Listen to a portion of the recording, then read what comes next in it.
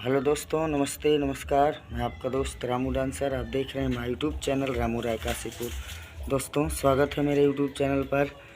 आज के इस वीडियो में मैं बात करूंगा 6 तारीख 10वां महीना सन 2022 का प्रोग्राम, हमारे मान्य और विनोद डांसर जी की नौटंकी का प्रोग्राम किस जगह पर है और कहाँ है। तो आइए आपको पूरा पता बताते हैं। 6 तारीख 10वां महीना सन 2022 का प्रोग्राम, हमारे मान्य और विनोद डांसर जी की नौटंकी का प्रोग्राम मानिकपुर चौराहा, थाना मानिकपुर, प्रतापगढ़।